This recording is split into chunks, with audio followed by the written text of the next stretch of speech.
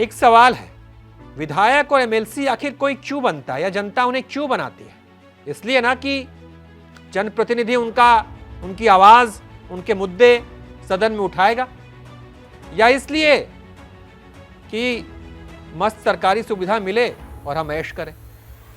अब पवन सिंह को देखिए, पवन सिंह हाल ही में बिहार विधान परिषद के सदस्य बने हैं, लेकिन पूरा मॉनसून सत्र खत्म हो गया और एक दिन भी वो सदन में नहीं गए। ना कोई सवाल उठाया, ना किसी मुद्दे पे चर्चा की, ना किसी की बात सुनी।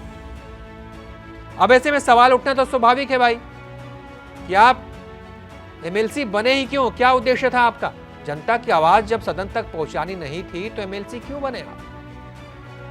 जेडीयू नेता, जेडीयू के प्रवक्ता और एमएलसी नीरज कुमार ने भी इसको लेकर नाराजगी जताई। उनका कहना है कि सदन सिर्फ वेतन और सुविधाएं लेने की जगह नहीं है, बल्कि यहां जनता के मुद्दे उठाए जाते हैं और लोकतंत्र मजबूत होता है। पवन सिंह गैर हाजिर रहे, इस पर क्या कहा नीरज सिंह ने, सुनिए। व्यस्तता तो हो सकती है ना, किन कारणों से व्यस्तता है, व्यक्तिगत जो उनका कार्य है उसके चलते व्यस्तता है या कहीं पारिवारिक व्यस्तता है, लेकिन उसके बावजूद आपने शपथ लिया है कि मैं संविधान की रक्षा करूंगा और संविधान के तहत विधानमंडल है और उसका मॉनसून सत्र में भाग नहीं लेना, यह बताता है कि सदन के प्रति आप गंभीर नहीं।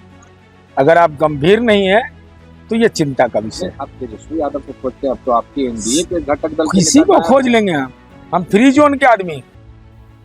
अब जरा सुविधाओं की बात करते हैं कि पवन सिंह जी आए नहीं, एमएलसी हैं, सदन में आए नहीं, कितना पैसा मिलता होगा इन लोगों को?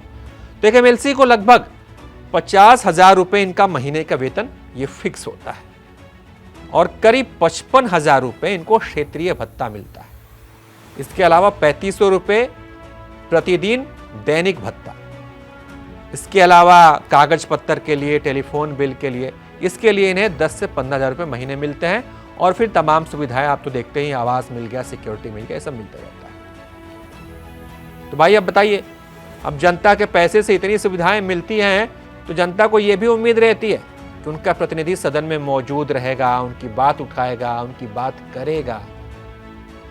अगर पवन सिंह की ओर से